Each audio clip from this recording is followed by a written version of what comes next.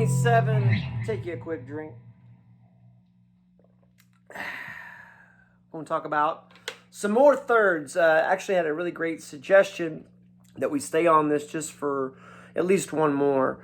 David Rutherford said he wanted to see some more ideas that were around this idea of staying tasty but not too distracting. So I got a couple things for you. Number one, this little guy right here. You ever do these? We talked about this. I think it was called Big Little Chords or something, where we did where you're playing basically a root in a third.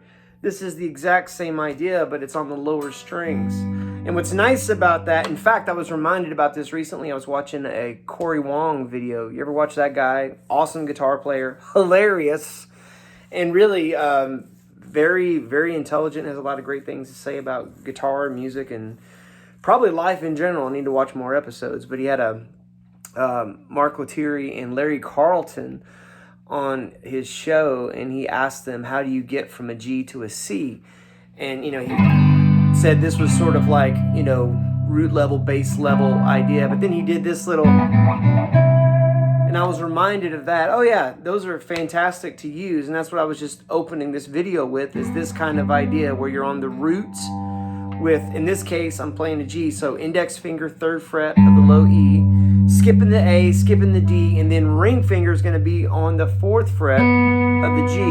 And so that is your G shape, just root and third, so G and B. And then for the next one, I'm actually going to use my middle finger and my ring finger on the 5th fret, still on the low E and the G string, 5th fret, and then up to the 7th fret, same deal, nothing changes, just except where you're at. And then back to the index finger and ring finger on the 8th fret, and then the 9th fret. So, right? And just then when I was playing that, one of the coolest things about this shape is it sort of, you know, gives you opportunity to play a little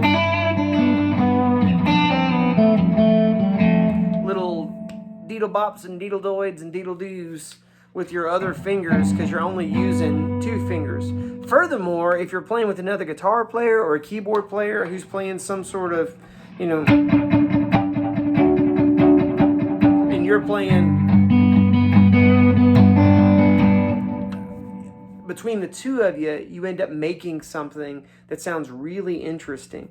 And that's kind of, I think, the trick, if you will, to coming up with some rhythmic devices for comping, is you want it to be interesting, you want it to be sustainable, you want it to be something, you want to resist the urge to fill every gap where there could be like a little lick, you know, let it go by. I often find that, and I don't really demonstrate this super great for you, like just now I'm doing all kinds of little things in there, but if I'm playing in a band, I try, like when I feel like I need to like throw a little fill lick in there, I try to say, no, don't do it yet. Just wait. Because oftentimes, for me personally, I feel like I rush into that too quick. So sometimes when you're playing like a rhythmic comping thing, it needs to be simple and like, almost like thinking like a bass player and like a drummer, just holding it down. And specifically, let me show you, let me grab a backing track. So you ever do like comping with a pentatonic scale? So let's just go find a backing track here. How about, I don't know, key of F. Look at that. Speaking of Corey Wong, there's a Strat. What is that? Shoreline Gold. I used to have one of those. So let me turn this down so we don't have to hear the commercial. Here's what I mean. You take just 3 notes out of the pentatonic scale. Don't you know, get too flashy. So this is F, so D minor pentatonic. So we're gonna go, let's, you know what, just that. So 10th fret of the D string to 12th fret of the D to 10th fret of the G. Just those 3 notes. So you got C, D, and F. So let's just that.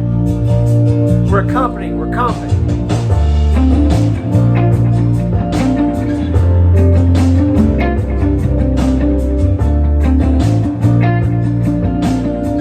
That might be the whole thing, right?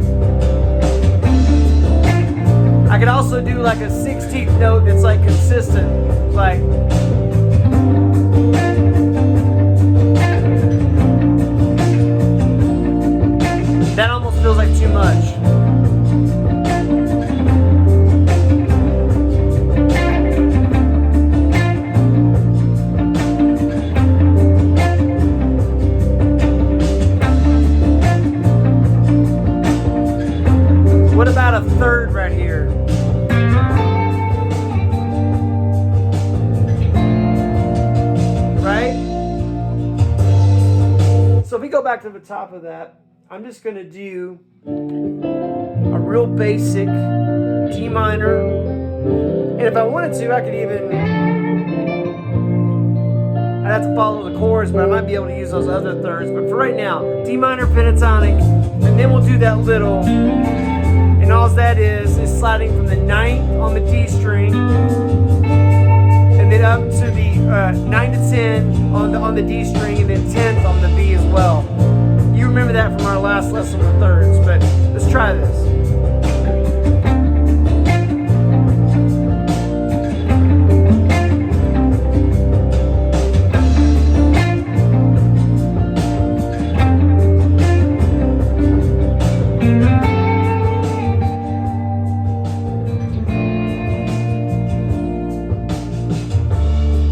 So that's the kind of thing, if you added that in a band context, and maybe you don't even add it to the second verse. Maybe you don't even do anything in the first verse. And, or maybe just some swells or something, right? But then when you come in on that second verse with...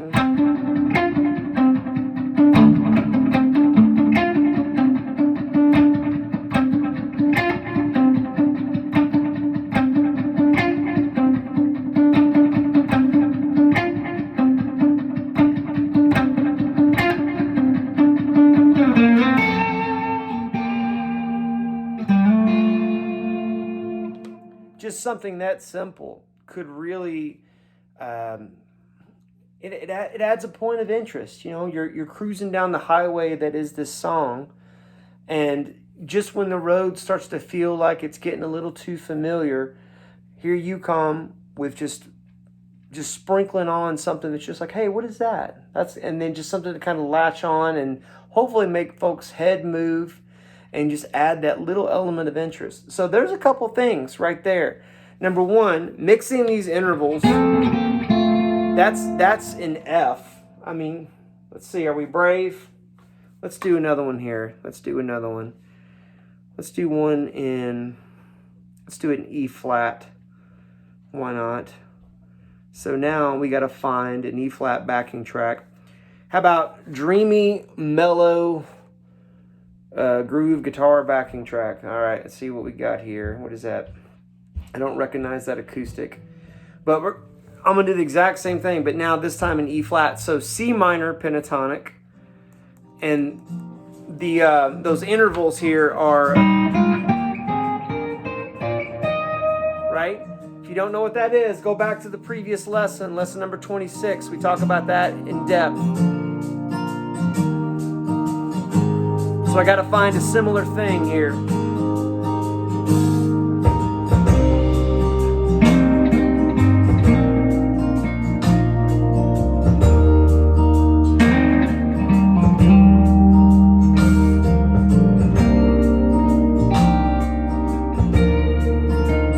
I felt like the low thing was kind of getting in the way because of where the acoustic and everything is sitting, so I'm going to keep it high.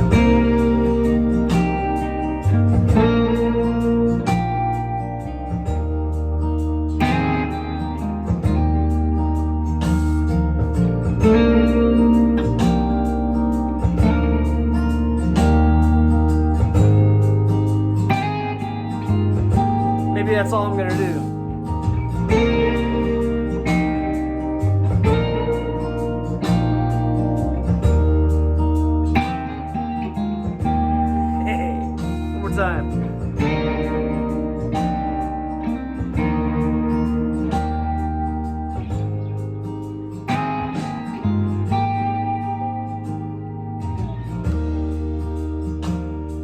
So again, you get the idea, just using some basic pentatonics, those basic intervals. Just then I was going, and so I'm really just playing almost like it's a B flat octave, where my index finger is on the 8th fret of the D, and then the 11th fret of the B to that E flat triad. And then I went and played just those straight out of the E flat major pentatonic scale, or the E flat major harmonized in third scale. So That's some pretty useful tools. I use those all the time, and it's one of those things. If you hunt around, you will find something that complements what the rest of the group is doing. And I promise you, if you play guitar, you will be thrust into some situations where they say, hey, it's in the key of G, you'll pick it up, you'll be fine. These are useful tools. I would love to know, are there some situations that you have encountered where you're like, I didn't know what to play here? Or is there something specifically that maybe we've glossed over, or we drove too fast down the highway of a song or some sort of musical idea and we didn't stay on it long enough? Comment below. Your comments are what fuel this Chords and Coffee. I appreciate y'all, and we will see you next week.